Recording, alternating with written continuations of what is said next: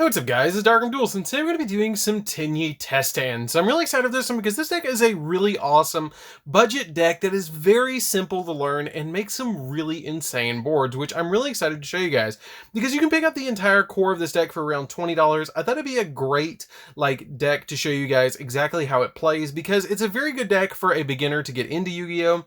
And for an experienced player to really enjoy a deck with some awesome artwork like me, who really enjoys a deck like this that's just very simplistic in what it's trying to do and does the same effects kind of with all the monsters being able to special summon themselves from your hand, which is a very easy thing to memorize. So without further ado guys, don't forget to like, comment, subscribe, hit the bell next to become part of the notification squad, and definitely check out the Patreon down in the description below where you have all sorts of awesome rewards for you guys, like getting your name description for every single video, getting assigned cards in the mail, or even getting to request a deck profile every single month to your patron along with test hands. So without further ado, let's get straight on into this.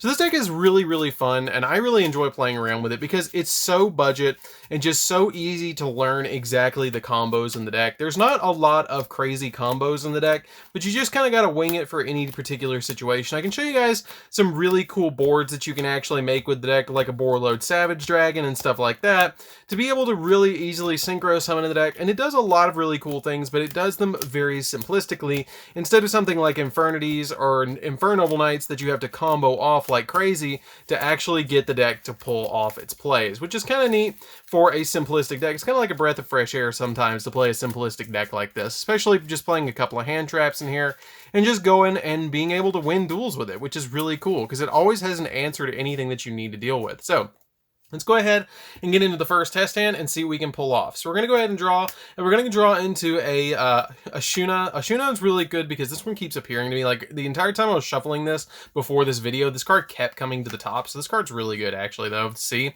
You draw a copy of Ghost Bell, and I will say I play 2 Ghost Bells in this deck, but depending on the format, you can change this out for any 2 other hand traps for 2 effect veilers. So this could essentially be any hand trap that you wanted it to be.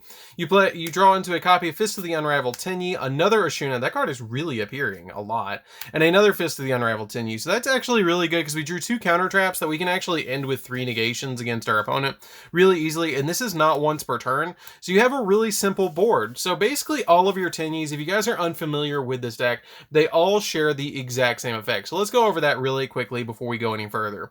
So all of your Tenyi monsters share the ability that if you control no effect monsters, that you can special summon them from your hand, and if you control a face-up non-effect monster, you can then use a particular effect, which is kind of cool. So basically, if I don't control any monsters, I can just instantly special summon this card to my side of the field and then banish it or link it away for a monk. Basically, that's the main play of the deck and the main starter play of the deck, but they all share different abilities, which is kind of cool. But you can banish them from your hand or your graveyard or your field or to be able to get a different effect off, which is kind of cool, because if you control a face-up non-effect monster, you can banish this card from your hand or graveyard to special summon 1 Tenyi monster from your deck, except another copy of itself, and also you can't special summon monsters the rest turn, except for worm monsters, and you can only see the effect of this card once per turn. That's not that big of a deal because you're only going to want to summon it anyways once, but you're going to have your graveyard stacked a little bit to be able to get another monster out and go ahead and link summon into some more stuff. So basically, your first turn play would be to special summon the Ashuna, go ahead and link it away, summon out your copy of Monk, and then the Ashuna in the graveyard has the ability that you can only use each of the effects of this card once per turn. So I do control a monster that's a non-effect monster, and then I can banish this card from the graveyard to be able to special summon a Tenyi monster from my deck, except another copy of itself, which then I can banish this card from the graveyard and then instantly special summon a copy of, let's see, it depends on what you need for the situation, but I usually grab Vashuda.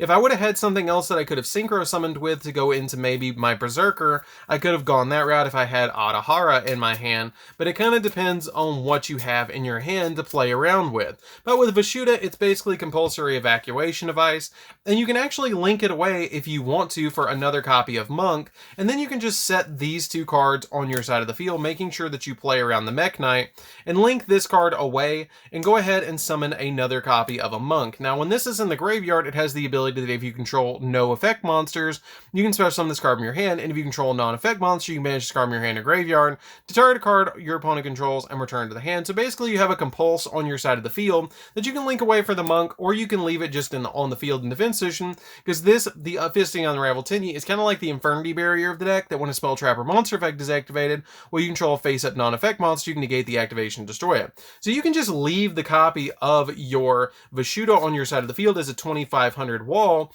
and you have the copy of your Ghost Spell in your hand, and you have 2 negations that don't say that they can't be activated during the same turn. And if your opponent does happen to twin twister them, it's really funny what actually happens. So if they twin twister both of these, you're going to get a really cool effect. Even if they just Mystical Space Typhoon one of them, you're going to get to summon a really powerful monster. You're going to get to summon a Blue Eyes Ultimate Dragon from your extra deck, which is really cool because this card has the ability that if it's destroyed by a card effect, you just instantly get to special summon a monster from your extra deck that is a null monster. So you instantly get a Blue Eyes Ultimate Dragon for free if your opponent doesn't get rid of it, or if they get rid of it. So you're either getting a beat stick out of it, or you're going to negate something, so you're going to get value out of the Fist of the Unrivaled Tenyi, which is a really cool effect. Now, if they destroy the second one, you can always go for the Berserker and have another 3k beat stick on your side of the field, but you at least have the 2 negations, and then during the next turn, if your opponent does do this, and they do have 2 cards that you negate, then you can just discard the Ghost Spell as well to prevent them from reborning something, and when you pass for turn and you go to your next turn and draw, you draw into something like an Ash Blossom. And you can link away your copy of Vishuda, and once you link away the Vishuda, you can go into something like maybe a copy of the Monk, and then once you go into Monk, you can then special summon out your copy of Ashuna, or you can banish your copy of Vishuda to be able to bounce a card on your opponent's side of the field. And you have the copy of Ashuna in your hand that you can then special summon to your side of the field because you don't control any effect monsters, and then link it away with your copy of Monk to summon out a copy of your Shaman. Now, Shaman has a really neat effect that you can discard a card and then target a worm monster in your graveyard and special summon it. So you could discard your copy of Ash to be able to bring back your copy of Monk, and then you have an additional monster in your field that you can then link these away and summon out a copy of another card to your side of the field, like a copy of your Draco Masters of the Tenyi. Now, Draco Masters is an extremely powerful card and one of the big boss monsters of the entire deck because it has the ability that it can't be destroyed by a battle or with a card effect, and if you control no other effect monsters, you can destroy effect monster your opponent controls up to the number of non-effect monsters you control or in your graveyard. So you've already bounced 1 card, negated 2 during your opponent's turn, hand trapped them once, which is 3 negates right there, 3 potential disruptions, and you get to pop 2 cards and banish a card or bounce a card back to their hand. So you've dealt with at least 6 cards that your opponent has against you just with this particular hand if you go uninterrupted, and there's not a lot of areas in the deck that you even touch the deck for searching or special summoning from deck, so your opponent can't really ash you at any given instance, which is kind of cool for this particular deck. I mean, you touch the deck 1 time with your copy of Ashuna to be able to special summon Vishuda, but there's not really that much that you've really done from the deck, and then getting this card on your side of the field is really good too because it can't be destroyed by battle with effect monsters, so your opponent's gonna have a really tough time dealing with this card as well. And then you have 2600 damage on board that you can go after your opponent for, so it's a really good board with just something simplistic like this. And if you draw into the following turn, you're going to get another hand trap to be able to disrupt your opponent again if need be. So you have a lot of value just with this particular field, which is really good. So let's go ahead and go into the next test hand and see what we can pull off for the next one. Because you actually could have gone for access code as well if you needed to after that turn and linked away these 2 and summoned an access code where you had this field just like this, linked these 2 away and summoned out the access code from the extra deck and then targeted your copy of Draco Masters, and this is going to give it 3,000 extra, and then you get 2 pops as well with the access code during the following turn, which is going to get you an OTK pretty much as well. So you have a lot again of added value that you can just go after your opponent, and the deck just keeps stacking on top of itself, and it's really easy to just keep linking and climbing in this deck. So it's really easy to just pull off a lot of quick plays against your opponent with this particular build that I really personally like. So we're going to go ahead and get into the next test hand and shuffle up the deck and see what we can pull off.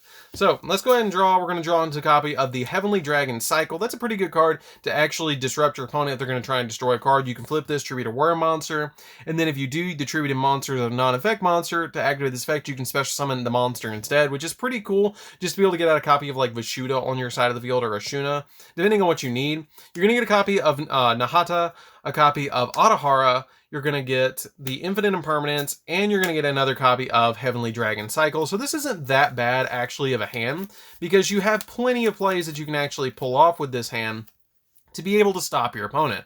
So what we're going to do is we're going to say we're going first, and I'm going to immediately special summon the copy of Nahata, and I'm going to go ahead and link it away for a copy of Monk. Now you see the trend here, we're usually going into Monk first to stack the graveyard and have a non-effect monster in our field.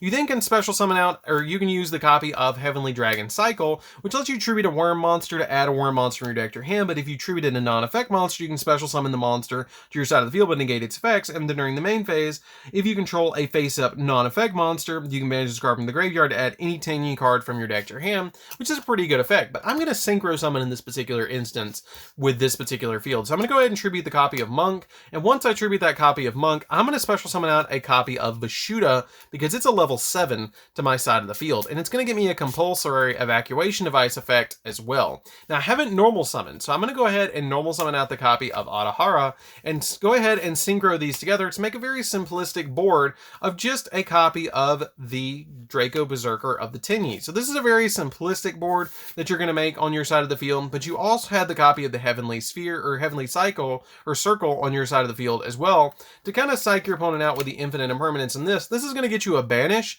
and then you have both of these set to be able to go off. And if you draw any Tenyi and your opponent gets rid of this, then you still have plenty of plays to go off with. So we're going to go ahead and draw for the next turn. Say you negated something with this, say you activated the impermanence and negated something. Well, this doesn't negate, it banishes. Then we're going to go ahead and draw. We draw on any Tenyi monster that's a level 4 or lower, we're totally fine. We're going to draw into a copy of the water one. So we're going to go ahead and normal summon this one, go ahead and link it away. And then once you link it away, you're going to summon out a copy of Monk to your side of the field. And once you summon that Monk, you have the Heavenly Dragon Cycle again that you can go off with if you want to, but it's totally fine if you don't.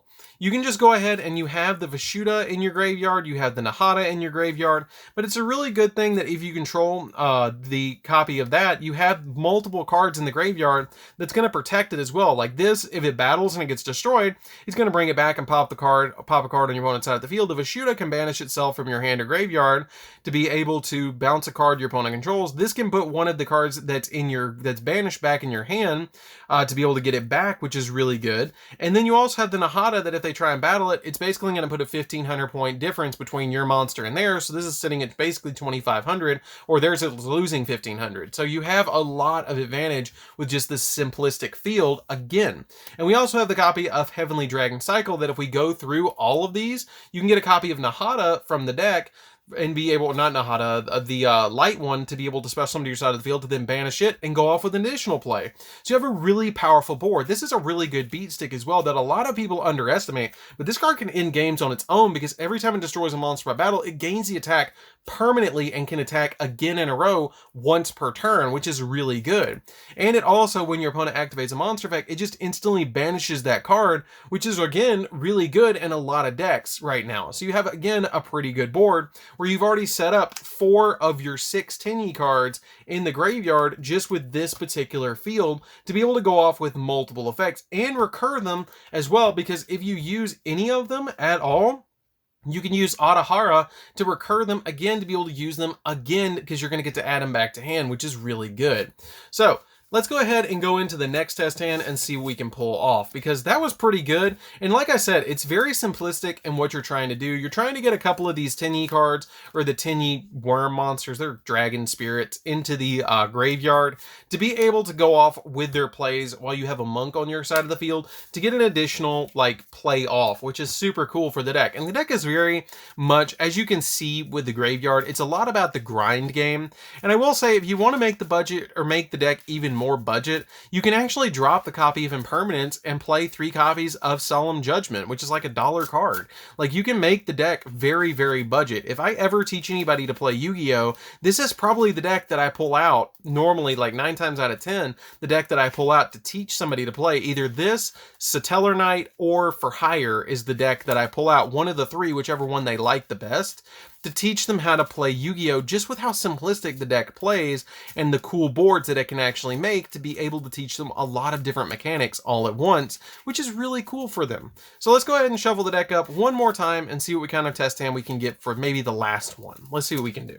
So we're going to go ahead and draw for turn, and we're going to get a copy of Waterfall, which is going to be really good. This card is ridiculous in the deck. A copy of Mermere, a copy of the Water one, a second copy of the Water one, and a copy of Waterfall. So this isn't bad at all. we have plenty of plays in our hand to go off with. So we're going to go ahead and set the copy of Waterfalls to our side of the field, special summon this to our side of the field, link it away, summon our monk, then use not summon our monk, but summon our monk, and then normal summon out the copy of the other water Tenyi monster. So we special summon this one, we normal summon this one, link them away, and summon out a copy from the extra deck of the Shaman. So Shaman is going to do some really interesting stuff here.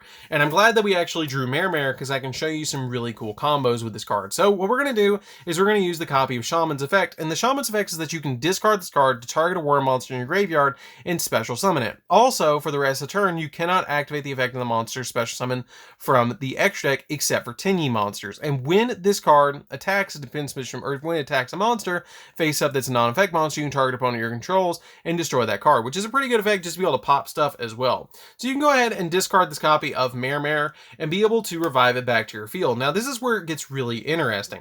So with Mare, you can activate its effect up to thrice per turn to be able to get additional tokens on your side of the field. Well, guess what? They're worms. You can link them away for additional monsters, which is kind of neat. So we're going to go ahead and link this away to summon out a copy of, well, you can link multiple of them away. You can link both of these away and summon out a copy of our, let's see, I'm going to summon out a copy of the Shaman, because you can summon out another copy of Shaman if you want to, and then you can go ahead and actually, you can do something very simple with this card, actually, instead of going that far. You can actually do this. So, since these are all worm monsters on your side of the field, and this card says that during your main phase, you can reduce this card's level by 1, and if you do, you special summon one Mare token, and it's a worm type, level 1 water, 300 attack and 200 defense, and you can use this effect up to thrice per turn. We're going to go ahead and link away all 4 of them, which is something that you couldn't previously do before the release of the Link 4. You can actually summon the Link 4 to your side of the field, or you can summon out your copy of Draco Masters. It's totally up to you which route you go, but this card actually says it just takes 4 worm monsters, or it takes 2 worm monsters on your side of the field. So you can summon out this card to your side of the field, and then you also have the copies of the Waterfall of the Dragon Soul, which is going to let you add a copy of a worm monster from your deck to your hand, and then this one can let you discard it and draw 2, which is pretty good as well. So during your opponent's turn, you can then let them go, and then you go, and then once you go off with your turn, you can go ahead and use the copy of Waterfall of the Dragon Soul, add a worm monster from deck to hand. It's really simplistic which one you want to grab. I always usually grab Vashuda from my deck to my hand because it gives me additional pop, but I probably in this instance would grab a Shuna to my hand to be able to grab an additional play off because I can send it to the graveyard. And this card is not once per turn. You can activate multiple copies of it per turn and activate its effects. So we're going to go ahead and activate the first one, and then we're going to activate, after the chain resolves, we're going to activate the second one, and it says that you can also send any number of worm monsters from your hand and or face up in your field to the graveyard and draw the equal number of the cards plus 1. So I'm going to send the Ashuna to the graveyard, shuffle that deck one more quick time, and I get to draw 1 plus 1, which is 2, and I'm going to go ahead and draw into a copy of a hand trap and an impermanence as well. So I have basically just drawn into 2 hand traps, one of which I can use against my opponent right now, and one of which that I can use later against my opponent because it's a copy of impermanence that I can't directly activate right this second. So you have multiple different instances where you get 2 more negates just right off the bat with your copy of impermanence and ghost spell, so you have additional plays on your side of the field. This is going to constantly be generating you tokens, which is going to give you an additional play as well, and to go into a copy of your Tenyi Monk, or your copy of your Shaman, or a copy of the Draco Masters, or even go in for a Berserker later on with your copy of your Tenyi Shaman. Now, if you would have attributed the Tenyi Shaman as well, you would have drawn into another copy of Impermanence, which you got you a 3rd hand trap in your hand to give you 3 negations against your opponent. So you have a lot of different card advantage against your opponent with this particular hand. So if we pass turn and we go into the next turn and our opponent doesn't destroy our board, we're just going to go ahead and draw for turn, and we're going to draw into another Mare, and you have another card in your hand that you can just discard. Let's go ahead and say we use the copy of Ghost Spell. You can discard the Mare and then instantly special summon it back, use its effect again, get those 3 tokens, and then you can go with additional plays again, where you have the copy of Mare, you link 1 away if you want to, and then go for a copy of your monk. And then once you summon monk, you can link away 2 of them, including the monk, and summon out a copy of your, let's see, where is it? We can go ahead and summon out a copy of, where is it? Draco Masters. You can summon Draco Masters to your side of the field if you want to go that route. Or you can leave the tokens on your side of the field and then synchro summon with this and go for a copy of Yazi if you want to summon Yazi, which if Yazi, when this card is destroyed by battle or by card effect instead of the graveyard, you can special summon any worm monster you want from your deck as well. And when the monk touches the field here, before you got rid of these other tokens, you can resolve any of your Tenyi monsters in the graveyard's effects as well, which is pretty cool. So you have a lot of different versatility that you can go with this particular deck, which is what's really cool. You can make it as complicated as you want, or you can make it simplistic like this, where you still had the plays against your opponent and you have an impermanence left in the hand to go off with. So the deck is really good. I'm really excited to show you guys this deck again. This is actually, I think, the second time I've done test hands of this deck, and it's still just as good as it was the first time. Like, if not better, because I think the last time I did the deck, which is why I wanted to do an update, this card was not released yet, which was the Heavenly Dragon Circle, but now it is, and this deck is just, as you saw that last hand, the second test hand that I actually pulled it off, it helps out a lot, because if your opponent's going to destroy your card, then you can just resolve that card and be able to go off with additional plays. So I think that's it for this particular test hand, guys. I hope you did enjoy this one, because this deck is really fun, and if you guys have never played with Tenyis, I highly recommend that you guys pick this deck up, because it is really, and honestly, one of the cheapest decks in the entire game of Yu-Gi-Oh! To pick up. And I will really quickly tell you guys, I did say it in the deck profile, but you don't have to play access code. As you saw, I really didn't summon it. You could play Appaloosa if you wanted to play Appaloosa. And the Borreload Savage, I like it in the deck, but you can play something else to make the deck very budget. And I didn't even summon Masquerena either. You can play the land normal monster in the place of this. You can play something like a Hot Red Dragon Archfiend, or not Hot Red Dragon Archfiend, yeah, I think it's Hot Red Dragon Archfiend. The one that's on Dimensions of Chaos. You can play that one over this if you want to play that, or any level 7 or level 8 synchro monster. It's totally up to you. You can even play Baxia if you want to play Baxia, the other Yang Zing synchro monster, which is like $1. Like, it's totally up to you how you play the extra deck, but you don't have to play these really expensive cards. Then you can drop the copies of Impermanence if you want to for Judgments, and the deck still works just as well, because then you just have like 6 counter traps in the deck, which is still pretty good. So anyways, guys, this is DarkArmedDuelist. Don't forget to like, comment, subscribe. Definitely tell what you think of this video down in the comments down below, and check out the Patreon down in the description below, and we'll see you guys in the next video. See you later, guys.